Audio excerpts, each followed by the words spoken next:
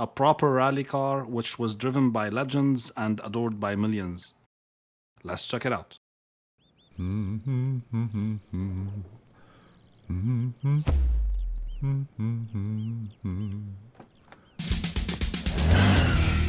Hi. Today we're unboxing a Ford Focus RS WRC.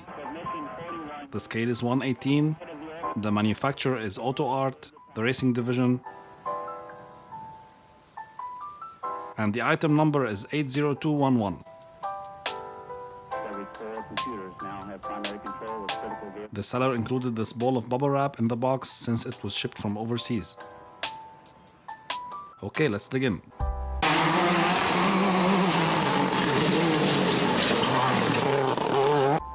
First things first, the rear wing is loose, but we'll fix that since it's not damaged.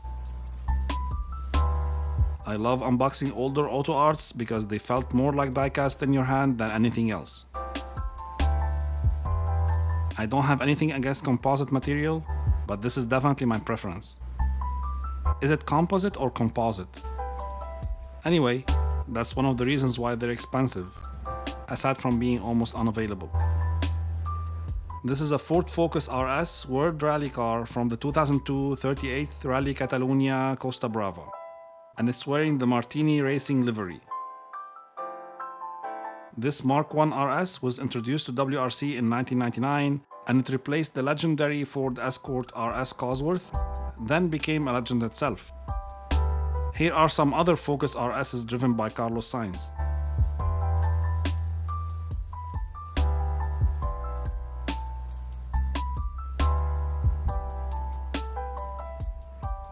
The man who drove this car, Carlos Sainz, otherwise known as El Matador, has 2 WRC victories under his belt driving it.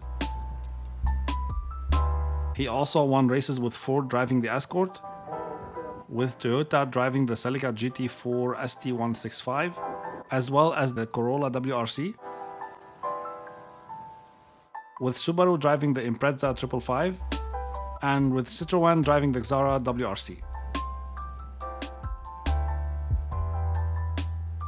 I don't know who the name Martin belongs to on the rear windows though. It's not Marco Martin because he's from Estonia.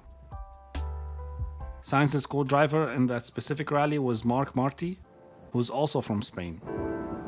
So I'm not sure what's going on there. Other rally drivers who drove the Mark I RS include Marco Martin and my favorite rally car driver of all time, the late Colin McRae.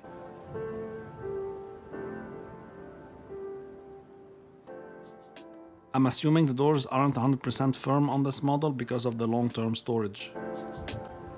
I wouldn't say it's damaged, it's just time, I think. This model clearly has the graphics down to a T. I have to say, it looks pretty nice.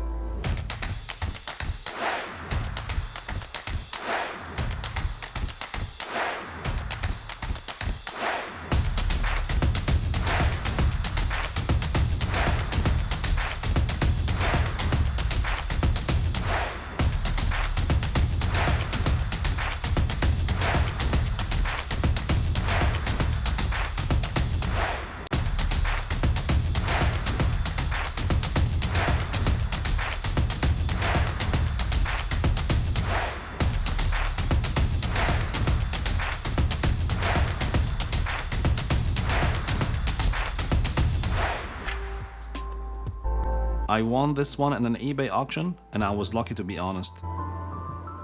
This type of diecast isn't easy to obtain because of the clearly expensive brand name, but mostly because they're sold out. This was a quick first impressions video, but I can't really find any imperfections yet, which is a good thing. And that's that.